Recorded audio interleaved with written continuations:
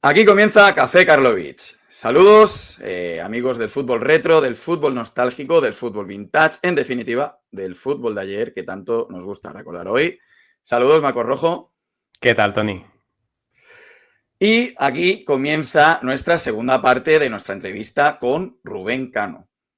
Esperemos que os guste. Así que, adelante. Y bueno, del Elche pasa al Atlético de Madrid, como ha dicho antes, pero se dice que hubo también interés de otros equipos, entre ellos Valencia, Barcelona, Zaragoza.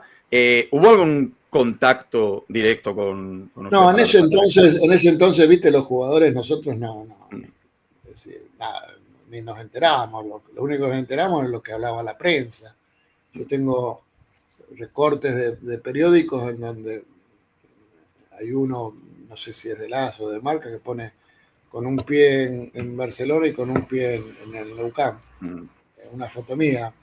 Terminé no yendo a ninguno de los dos. El que yo creo que estaba que más se oía era el Zaragoza, porque el Zaragoza había vendido al Lobo Diarte, al Valencia, y entonces también estaba interesado. Pero bueno, los jugadores en ese entonces, viste, no teníamos representantes, ¿no?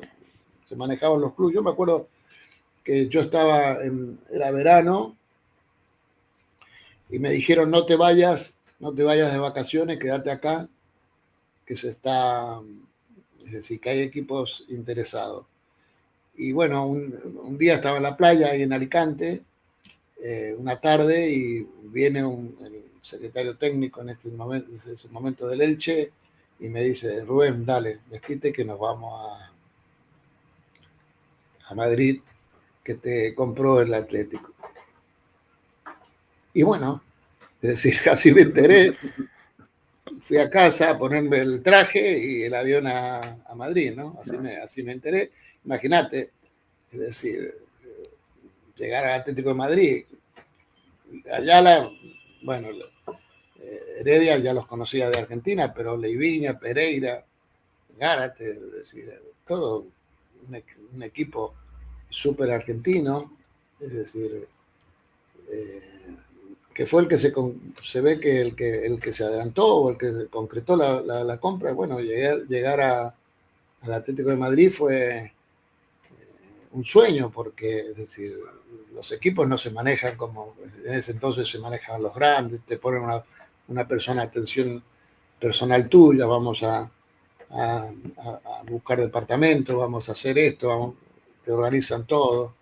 Es decir, bueno, extraño para mí, pero bueno, muy ilusionado, y eso hizo que yo después de eso sí me fui unos días de vacaciones afuera, pero después del fichaje, primero me habían dicho que no me fuera y que me quedé ahí en la playa, me avisaron un día por la tarde, yo te digo, estaba en la playa, les avisé que estaba en la playa, tenía que tener un localizador, dice, vos no te muevas de Elche porque se está hablando con equipos, es decir, donde vayas si te vas a tomar sol, no decís dónde vas a estar, todo tenía que estar informado. Y bueno, así pasó, ¿no? Y allí lo entrena Luis Aragonés en el Atlético de Madrid. Y entrenaba Su primer entrenador. Luis Aragonés, ahí bueno, fuimos a hacer la pretemporada, y el año anterior habíamos jugado contra el Atlético de Madrid, y ahí fue donde tuvo la lesión Gárate. Se ve que le hicieron una herida en la rodilla, le entró un hongo del césped y se ve que se le reprodujo, porque ya cuando yo llegué al Atlético de Madrid hicimos la temporada, es decir, estaba Gárate. Es decir, inclusive se jugó el primer partido amistoso en Toledo, que jugué yo, y jugó Gárate también. Pero después le vino lo de la infección de la rodilla, y después no pudo volver a jugar nunca más, desgraciadamente, ¿no? Estuvo muy grave porque no se le encontraba el hongo, no era conocido, no tenía ningún tipo de defensa, estuvo me parece que se lo encontraron a través de un antibiótico de México. Y bueno, fue lo que le salvó la vida, ¿no? Pero lo arruinó para el fútbol, no volvió a jugar.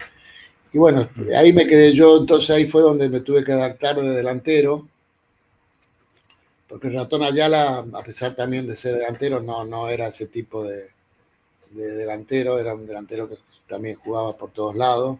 Ley Viña tampoco era delantero, y bueno, ahí fue donde me adapté yo y dije, bueno, es decir, aprovechar las ocasiones que crean todos estos fuera de serie, ¿no? Así que eso hizo, y entre las ocasiones que crean y los despistes de los contrarios fue lo que empecé a participar, a aprovechar yo y a quedarme o a ser delantero centro fijo directo.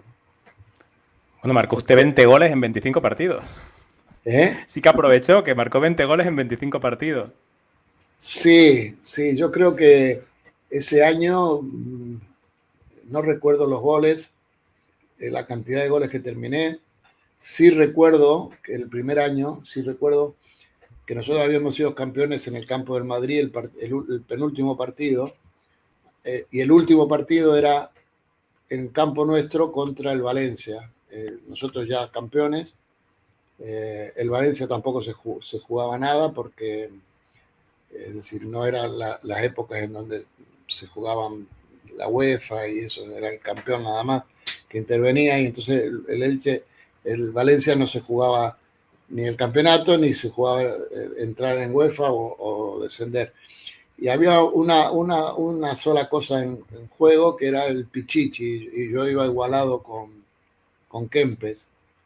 Y bueno, el que marcara o el que hiciera más goles en ese partido era el que salía Pichichi.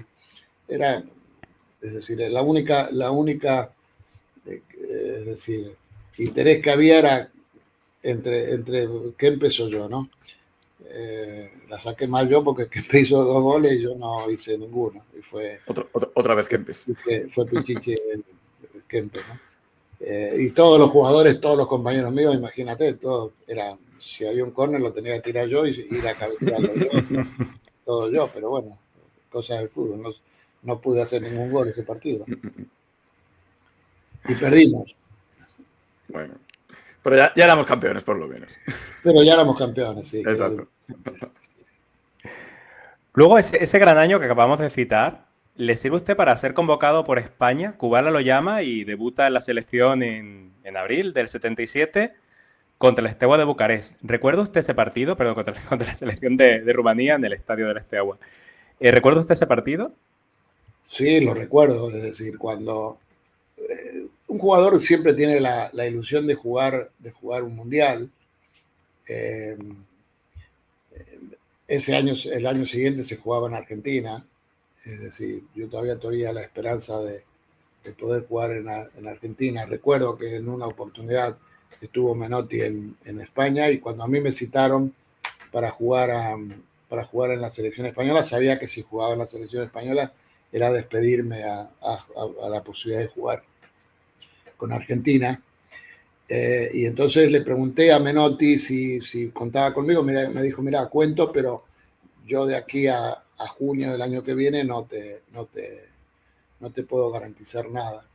Y eso hizo que bueno, yo me sentía muy español, estaba muy a gusto en el fútbol español. Dije, bueno, me la juego. Si nos clasificamos voy a ir, si no nos clasificamos, bueno, me perderé otro mundial, como me había perdido el de Alemania. Y bueno, eso me decidió a jugar. Sí, perdimos el primer partido en Bucarest, perdimos, pero ya la revancha en el campo del Madrid, del campo del Atlético, le ganamos a Yugoslavia. Yo no había jugado, pero España le había ganado también a Yugoslavia. Y se llegó al último partido clasificatorio, como los años anteriores, los mundiales anteriores, el mundial del 74 y el mundial del 70 no había podido participar España porque los había eliminado Yugoslavia, y entonces llegó el famoso partido del último partido de Belgrado, ¿no? Donde el que ganara, nosotros a pesar de perder 1-0 creo que teníamos opción de ganar. Fue un partido que Yugoslavia tenía un equipazo, pero un equipazo, nosotros también teníamos un gran equipo, pero Yugoslavia tenía un equipazo. Y resulta que, es decir, hicieron algo que les, no sé, que yo no lo hubiese hecho, que fue tratar de ganarlo por la violencia y tratar de provocación. Creo que se olvidaron de jugar al fútbol, y eso nosotros con más serenidad, nosotros no podíamos, sabíamos que si reaccionábamos ante la violencia de los yugoslavos, el que reaccionaba lo expulsaban y no jugaba, el próximo partido era el Mundial, entonces te perdías el Mundial, ¿no? Entonces esa serenidad nos hizo estar más tranquilos que los yugoslavos, y bueno, y terminar ganando en una verdadera batalla, ¿no? Fue una batalla. En ese entonces habían dado 3 o 4 días libres, la gente llegó muy bebida, muy violenta al campo. Me acuerdo que no había gradas, la gente cuando entramos a calentar al campo, que habían quitado la nieve, es decir, se tiraba la gente adentro del césped, bebida, y los policías le tiraban los perros para reducirlo a la gente y la sacaban. Bueno, ya antes de entrada ya no pudimos calentar en el campo, tuvimos ir adentro, así que ya veíamos todo lo que se nos podía venir encima, ¿no? Y dicho y hecho, ¿no? Es decir, después, el famoso partido de la batalla, lo lesionaron a Pirri, a Juanito fue cuando le tiraron el botellazo, y después las agresiones que tuvimos, todos, es decir, con pelota y sin pelota, las agresiones que hubo, pero, es decir, nosotros teníamos la serenidad de no poder reaccionar porque nos perdíamos el Mundial, ¿no? Y reaccionábamos. Y Y una bueno, vez más, nadie estaba decía a perderlo. y una vez más el talismán suyo del último partido, porque hace poco hicimos nosotros un episodio sobre el botellazo de Juanito y, bueno, más acciones que tuvo Juanito a lo largo de su carrera, pero dijimos entonces, ahora en España todo el mundo nos acordamos el gol de Iniesta, el gol de Torres, pero en aquel momento usted marcó el que fue por aquel entonces uno de los goles más importantes de la selección española. Sí, de hecho hay, no sé si me parece que son 3 o 4 sellos dedicados del gobierno español, dedicados al fútbol español, a la federación, y es decir, creo que uno es el de Marcelino, de los sellos, otro es el gol mío, y después hicieron el de gol de Torres en la final de la Eurocopa, y el gol de Iniesta en la final fue como es un homenaje, es decir, que inclusive hoy en día, los 30 de noviembre, es decir, es recordado sobre todo porque Yugoslavia había eliminado a España en los 2 mundiales anteriores, ¿no? Era un poco la gran rivalidad que había con los yugoslavos, y bueno, fue una experiencia, y una revancha. Y después había, es decir, Argentina estaba pendiente de España, es decir, a Argentina le interesaba muchísimo más que se clasificara a España, que por la cantidad de gente española que vivía en Argentina, entonces estaban mucho más interesados. Se transmitió en televisión, se transmitieron todas las radios argentinas, todos los periódicos, todo transmitieron el partido como si fuera un partido de la selección argentina, igual, el mismo interés. Y el llegar acá después con la selección argentina también fue un recibimiento de toda la comunidad española impresionante, ¿no? Y bueno, lamentablemente después, es decir, no tuvimos una actuación demasiado descollante, a pesar de haber perdido solamente un solo partido. Pero bueno, cuando uno pierde el primer partido, pierde a 2 puntos, es prácticamente quedarse eliminado, ¿no? Se queda Sí. sin esperanza, y fue lo que nos pasó a nosotros. Sí, ese mundial, que es el mundial de la jugada famosísima de Cardeñosa, cuando se quedó delante de la portería de Brasil, sin el portero ahí. Sí, fue el mundial, sí, es decir, vos fíjate, el campo de Mar del Plata que jugamos en ese entonces, lo acababan de sembrar. No era siembra, sino que colocar los panes de césped, y se empezó a levantar, se levantaba, pero horroroso. En mi vida vi yo creo que ni se tendría que haber jugado, porque es decir, detrás nuestro venían nosotros mismos, saltaban los panes, y yo creo que Julio perdió ese gol, eh, porque lo vio con tanta facilidad, se había quedado solo, sin arquero, sin nada. Entonces, por asegurarlo, lo quiso, es decir, si lo hubiese pegado de primera, posiblemente,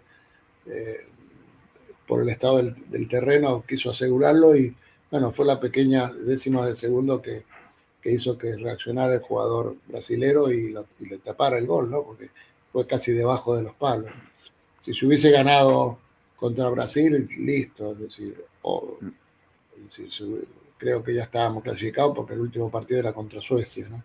Que a pesar de ganar y de empatar con Brasil, no nos pudimos clasificar, ¿no? Tan infernal fue la concentración, Rubén, para Argentina 78. Se habla muy mal de ese hotel de concentración, casi una cuadra, ¿no? La concentración de la Martona, es decir, no era digna no tiene nada que ver con el tema de haber perdido el Mundial, es decir, no implica para nada. Es decir, no influyó para nada la concentración, pero no, es decir, era horriblemente fea, mala, es decir, era un casco se le llama acá al poblado de una estancia que estaba acondicionado, es decir, en el medio del campo. En ese momento estaba la dictadura, y estábamos protegidos por 300 militares alrededor del campo. Pero bueno, se había acondicionado, las habitaciones eran muy altas, hacía muchísimo frío, era julio, pleno invierno acá, hacía mucho frío, a pesar de que podíamos tener una estufa, pero hacía frío. Y después la comida era, es decir, la comida se ve que no tenían un cocinero especializado, que lo único que comíamos era un bife de chorizo, de carne y pasta, lo que se comía mañana, tarde y noche. Y después no teníamos, para entrenar, teníamos que tomar un colectivo a unos 6 o 7 kilómetros, no recuerdo muy bien. Íbamos a un campo de un gremio, ESMATA, a entrenar al campo. Así que, y después adentro de la concentración, pues aburrirse, como tratar de jugar a las cartas, de ver la poca televisión que podíamos ver en ese momento, porque solamente había una televisión, no teníamos televisión en las habitaciones. Por eso te digo, la concentración fue muy mal elegida, no sé con qué fin, por eso, pero no tiene nada que ver con respecto a que hayamos perdido con Austria el primer partido. Con Austria perdimos el primer partido de confianza.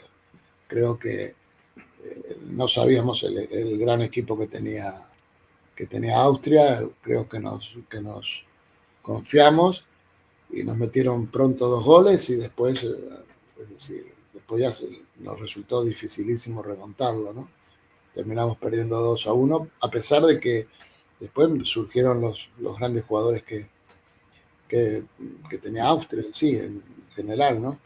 Pero yo creo que Argentina, que en Argentina, es decir, España, tendríamos que haber hecho mejor, tendríamos que habernos clasificado. El primer partido no pudo jugar Juanito, después tuvimos un jugador fundamental en España, que era Camacho, no pudo venir a jugar había tenido una rotura de ligamentos, entonces no pudo venir. Bueno, y todo eso puede que haya influido y sobre todo en la confianza que creíamos que ganábamos con facilidad. El campo era como si jugaras en España, igual o más, es decir, con la euforia de los argentinos, en este caso españoles argentinos, el campo de Vélez lleno total a favor de España, es decir, y bueno, con todo ese ambiente y todo, nos ganaron. Así que una vez que perdés vos el primer partido jugando a 2 puntos, después ya dependés de los resultados de los otros. Es decir, el último partido, Brasil-Austria, ya Brasil le había ganado a Suecia, así que ya Austria nos ganó a nosotros, así que entre ellos se podían acomodar y se sabía que nos quedábamos eliminados, a pesar de tener 3 puntos, ¿no?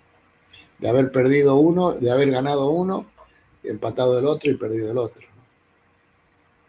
Pero fue lamentable, a mí personalmente es decir, me llevé un gran disgusto porque yo creo que teníamos un gran equipo para haber hecho mejor papel. De hecho, se le empató a Brasil, se le pudo ganar y Brasil terminó tercero ese campeonato. Así que, bueno, el disgusto de que nos llevamos de no poder clasificarnos. Y después regresa y usted completa 6 temporadas en el Atlético de Madrid. Sí, bueno, yo había firmado por 6 temporadas. Por 6, es decir, primero había firmado por 3, después renové por otros 3. Yo terminé contrato 76-77 la primera temporada, 77-78 la segunda, 78-79 la tercera, y ya terminé el contrato, ya 79-80 ya tenía que renové por otros 3 años más, y bueno, es decir, ya el 82, ya el último año jugué muy poco porque tuve una lesión, una luxación de hombro que me impidió jugar. Después tuve 3 operaciones, se me seguía saliendo el hombro. Jugué muy pocos partidos en el año 82. Y bueno, llegó el final de contrato.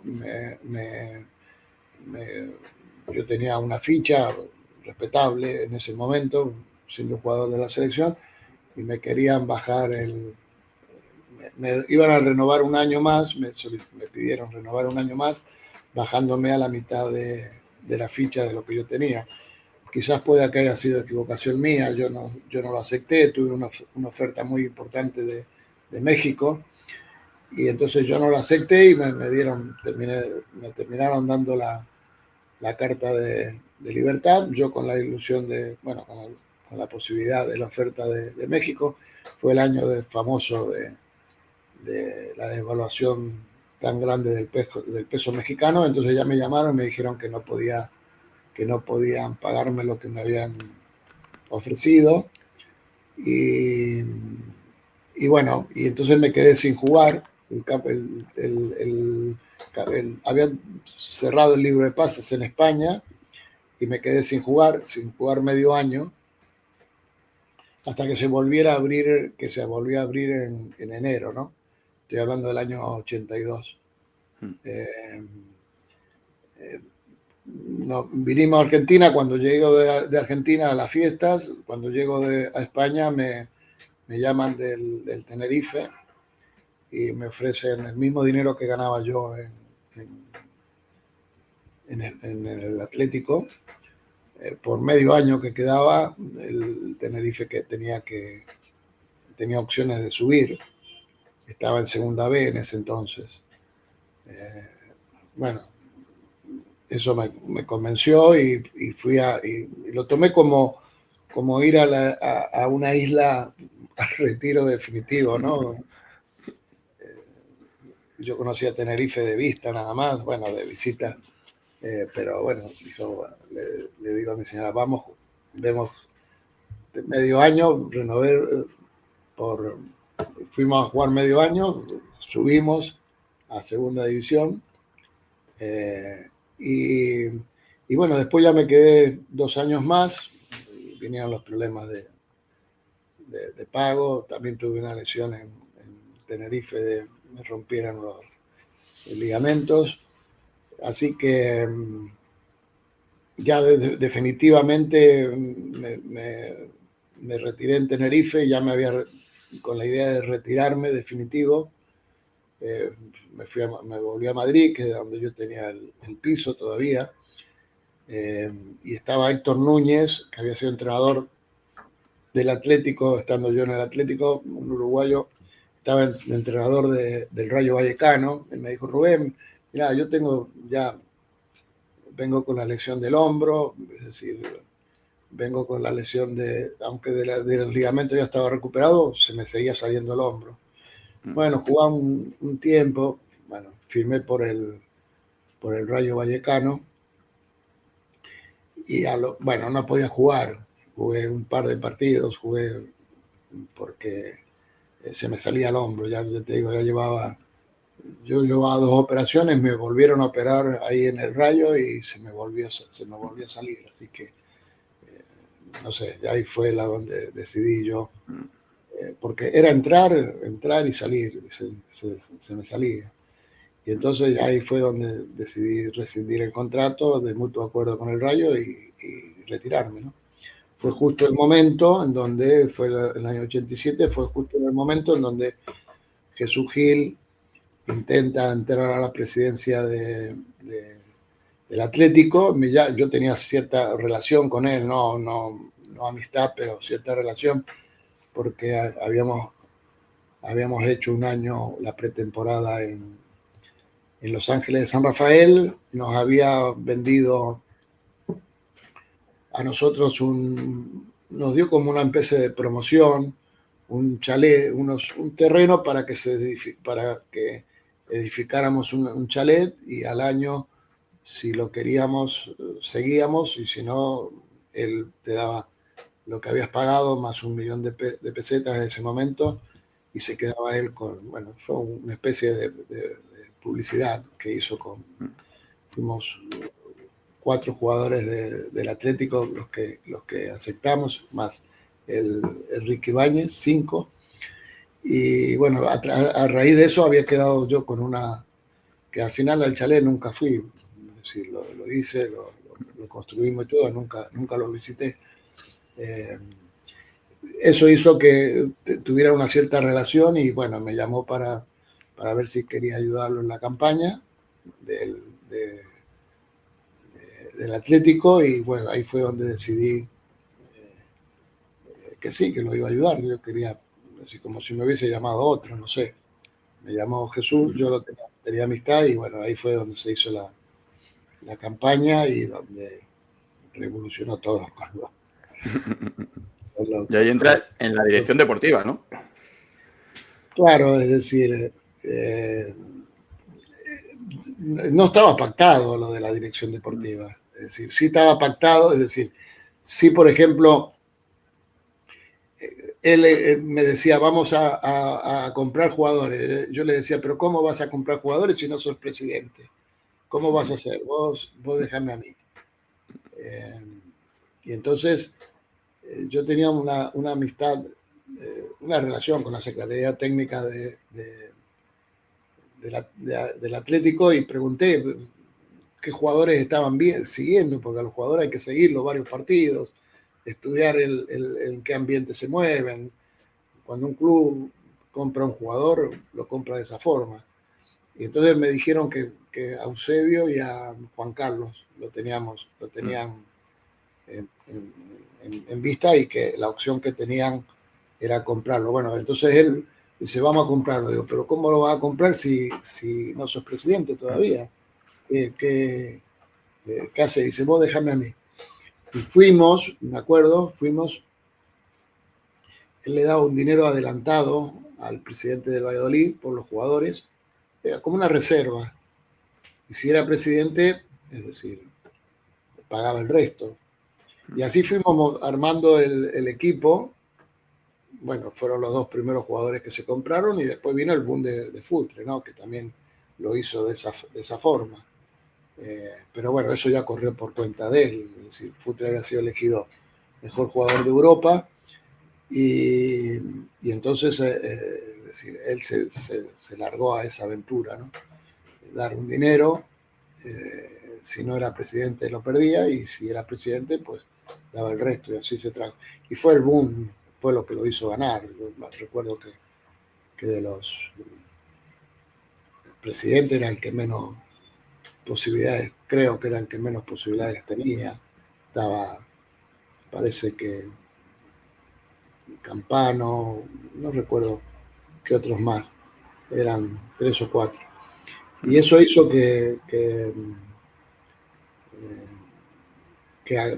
bueno, que ganara las elecciones por bastante mayoría. Y luego, ¿qué tal fue trabajar con él?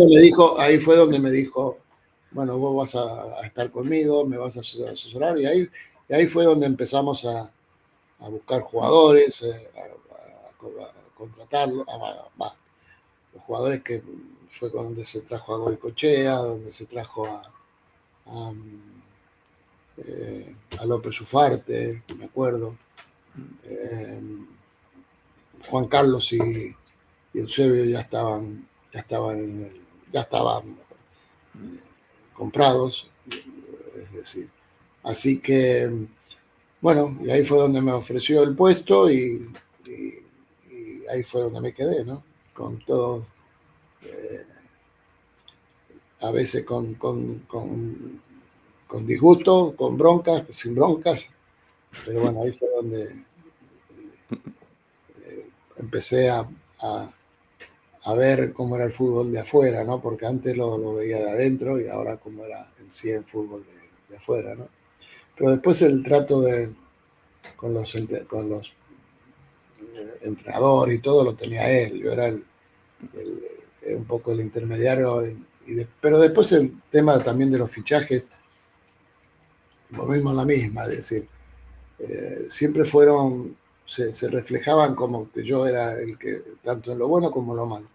Pero los fichajes interviene el presidente, si le gusta un jugador va y lo compra, el entrenador sobre todo, cada entrenador que llega quiere sus jugadores, es decir, los jugadores que yo te digo que sigue la Secretaría Técnica, que en este caso, es decir, es un seguimiento de no un partido, de 4 o 5 partidos con distintos entrenadores, con distintos, es decir, yo mandaba 3 o 4 primero a verlo, a uno, después a verlo a otro y después en los informes definitivos era lo que se decidía cuando se compraba un jugador.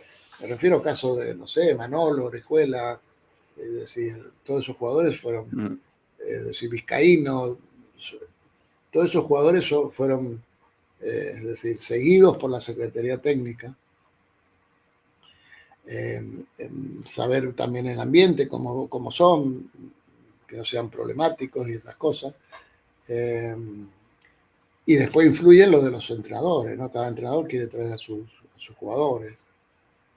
Y después los gustos del presidente. Por eso digo que un poco, es decir, la responsabilidad siempre caía en mí, a pesar de que yo no era totalmente el responsable de todo, ¿no?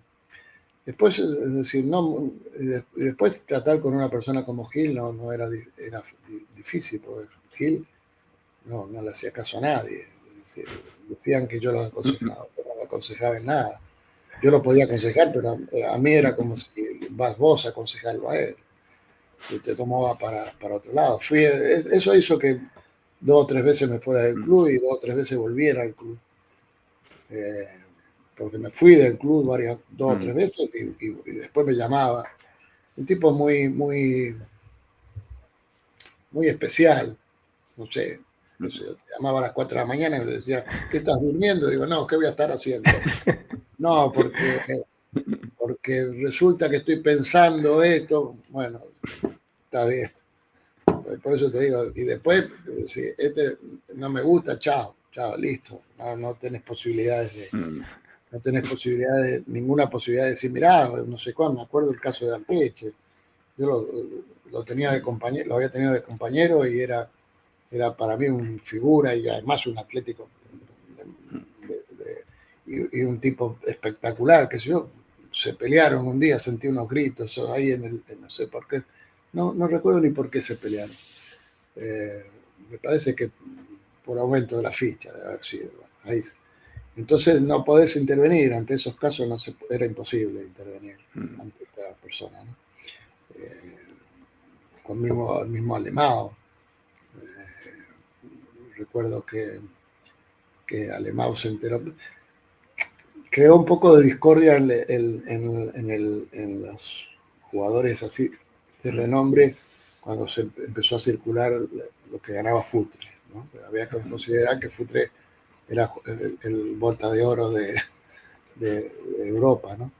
Entonces, esas diferencias empezaron a crear problemas. En este caso, por ejemplo, Alemão empezó buscado por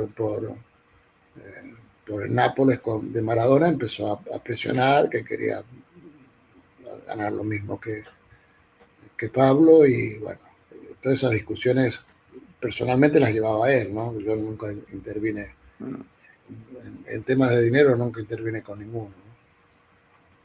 Pero por eso digo, todo es muy difícil.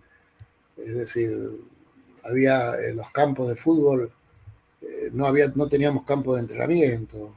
Es decir, me acuerdo que una vez llegué a un acuerdo con Las Rosas, un campo de entrenamiento, un campo que mandamos a hacer, sembramos, se hizo un vestuario, que yo vivía cerca, y después muy cerca de ahí de Las Rosas. Y claro, después se nos llenaba el sábado y el domingo, porque no había vigilancia, se nos llenaba de partidos, hacían un torneo los vecinos ahí, es decir, rompían el campo. Después terminamos en Amorós, también haciendo lo mismo, pero bueno, en Amorós ya por lo menos era cerrado y más o menos se cuidaba, pero bueno, eran otros tiempos, muy, muy difícil, ¿no? Es decir, después vino la de la sección de fútbol, de juvenil, de los juveniles y las secciones inferiores, donde, es decir, habíamos tenido el caso de Raulito que se había ido, y bueno, él también dijo, estás haciendo un jugador para que se te vaya. Influía todo eso, y bueno, llegó a un acuerdo pero era una persona muy, es decir, muy cabeza dura, era imposible, es decir, tener vos podías tener un diálogo siempre que no fueras en su contra, ¿no? Y ya usted acabó saliendo finalmente del Atlético, ¿no? Yo ya no volvió, una vez se fue. Iba y volvía hasta que un día dije, no, me voy ya definitivo. Me acuerdo que una vez, no recuerdo qué, dije, bueno, no, mira, yo me voy, yo no tenía contrato con él, vos fíjate, no tenía contrato, tenía un arreglo de palabra, es decir, nunca firmé nada, dije, me pagaba es decir, de forma, de lo que ganaba más o menos los secretarios técnicos anteriores, pero siempre sin firmar nada, así que conmigo la tenés fácil, es decir, a mí no, es decir, yo me voy y se acabó. Bueno, así me fui y volví varias veces, pero no me, es decir, era muy difícil discutir con él, era muy, muy, muy difícil. Y uno veía muchísimas injusticias y bueno, sin poder hacer nada. Igual que es decir, la relación, él con los jugadores era directa, ¿no? Yo no intervenía con los jugadores para nada. Es decir, nunca intervine en algún problema entre un jugador y Jesús y la directiva, o en este caso Jesús. Nunca intervine, no tenía relación con los jugadores, la relación sí, de viajar juntos, de estar juntos, de hablar, pero no relación deportiva, ni económica, ni nada.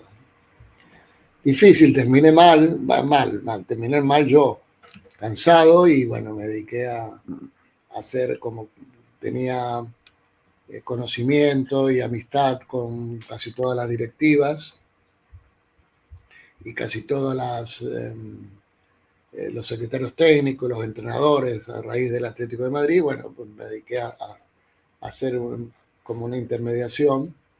Muchos fue cuando la época en donde los jugadores empezaron a agarrar representantes. Los representantes me llamaban para ofrecer jugadores, y hice un par de años representación de jugadores, pero también no era mi, es decir, no era mi ambiente, no era saludable tampoco para mí. Se veían muchas cosas raras, y entonces también eso hizo que ya me viniera definitivamente a Buenos Aires. Su ambiente era marcar goles. Exacto. No, pero es decir, yo, es decir, de fútbol entendía, pero es decir, manoseos o cosas raras no iba conmigo. Es decir, no. Entonces hay mucha matufia. Entonces, es decir, me agarré y me separé. Dije, no es lo mío. No estoy a la altura de la forma de manejarse dentro del mundo del fútbol, ¿no? A pesar de que lo conocía, pero no es decir, es como si te dicen a vos, vamos a robar un banco. No, mirá, no. Así que eso hizo que me separara del fútbol. Bueno, todos esos años anteriores influyeron bastante en mi no digo en salud, porque gracias a Dios nunca tuve nada grave, pero es decir, sí en mi estado de ánimo y mi menosprecio o apartarme del fútbol a nivel dirección. Cuando llegué a Argentina me vino a buscar a Atlanta para que fuera su secretario técnico. Le dije que no quería ningún tipo de cargo. Y bueno, cuando vine a Buenos Aires yo tenía la suerte de que había invertido bien en inmuebles, y bueno, empecé a administrar los pocos inmuebles que yo tenía y me dediqué a eso. Pero al final, fútbol, después no volví nunca más al fútbol, solamente de simpatizante, de ver al partido, ¿no? Pero nada más. Sí, decía que al final, bueno, decía Marcos antes, 6 temporadas como jugador, otras tantas con idas y venidas, dirección técnica. Aparece en la letra del himno del centenario compuesta por Sabina. Aparece en el Paseo de Leyendas del Estadio Metropolitano. ¿Cómo siente el cariño de la afición del Atlético de Madrid hacia usted? Porque yo, por ejemplo, en nombre de mi padre, caló muy hondo su figura. Sí. Porque yo tenía muy buen acercamiento a la gente del Atlético. Siempre fui una persona honrada, es de lo que puedo presumir. Es decir, siempre haciéndolo mejor o peor, siempre me dediqué a dar todo, tanto en una cosa como en otra. Ya te digo que, es decir, te puse el ejemplo del campo de la Rosa, iba a pelearme con los vecinos porque se saltaban es decir, yo nunca había visto un secretario técnico se tener que ir a pelearse con los vecinos porque se arruinaban el campo que uno había hecho para entrenar la primera. Vos fíjate, en ese entonces, que el Atlético no tenía campo para entrenar, que me parecía a mí una locura, porque, es decir, el campo para mí tiene que ser fundamental, tiene que estar en muy buenas condiciones, y bueno, si entrenabas ahí, es decir, se te hacía bolsa. Entonces, el tener un segundo campo donde entrenar, el Atlético de Madrid no lo tuvo por muchos años, ¿no? Y lo que lo tuvo de la forma que te lo digo yo, buscar hacer el campo, hacer un vestuario de madera y nada más. Es decir, así que esa conjunción pues hizo que tomáramos yo mucho cariño con la gente, sé que reconoció mi labor tanto de futbolista como de secretario técnico, que inclusive, aunque se me echaba mucho la culpa, muchos han reconocido que tratar con Jesús Gil no era fácil, pero no era fácil para mí, no era fácil para nadie, ni para el hijo, ni para Miguel Ángel. Es decir, era muy difícil tratar con Jesús Gil. Y después, es decir, yo creo que eso hizo, después, es decir, seguí siendo simpatizante, seguí siendo hincha, pero solamente simpatizante, nunca más quise entrar dentro del mundo del fútbol. No, es usted muy aficionado, ¿eh? Incluso muy activo en las redes, muy activo en Twitter No, yo también. hasta ahora, hasta hace poco, es decir, me manejaba mucho con el Facebook. Ponía un poco de historias mías, de acciones. Siempre me aconsejaron el Twitter, pero no, yo no era muy tuitero. Ahora me empecé con el Twitter, pero muy arrepentido. Me arrepiento porque es demasiado fuerte, muy violento. Llega mucho más gente que el Facebook, porque el Facebook llega solamente a la gente que tenés, que uno ha aceptado como... el Twitter te llega a cualquiera, es decir, y gente violenta, gente que entonces no sabes si sacarlo, quitarlo, contestarlo. Ahora me he vuelto, lo que pasa es que tiene como un pique, ¿no? Que hace que uno se enganche, y estoy un poco tuitero, pero mañana lo dejo y se acabó, ¿no? Bueno, gracias a Twitter estamos aquí, también. O sea que Pero nos por ha eso te brindado esta digo, buena oportunidad, ¿no? es decir, lo mismo mañana lo dejo, qué sé yo. Es decir, es porque empiezan a hablar de tontería. Uy, yo estoy buscando para entrar en el chiringuito. O sea, yo no entiendo cómo puede haber gente que pueda pensar. Por eso te digo, de decir, Sí. yo no tengo ninguna pretensión de nada. Es decir, ni de Twitter, ni de Facebook, ni de chiringuito, ni de nada, solamente aficionado. Me gusta la rivalidad deportiva, eso sí puedo, yo ha sido tuvo mucho repercusión porque en el año 82, cuando me fui de Atlético de Madrid, bueno, un reportaje salió en el AS que pusieron como es decir, como tapa, soy antimadridista, a muerte. Y es verdad, soy antimadridista. Lo que pasa es que volvemos a la misma. ¿Cómo se interpreta ser antimadridista? Yo lo interpreto como que querés que pierda en todo. No se interpreta como que odio a los madridistas ni como que le tengo rencor a los madridistas. Yo lo interpreto como que quiero que pierdan. A las bolitas, a las figuritas, que si pueden descender, que desciendan. Pero es decir, a nivel deportivo, Amén. nada más. Es decir, nada más. Como me imagino que los del Madrid piensan lo mismo que con el Barcelona, son antibarcelonistas porque quieren que pierda, no quieren que gane. Y los del Betis con el Sevilla y así mutuamente. Es un folclore que le llamamos los argentinos folclore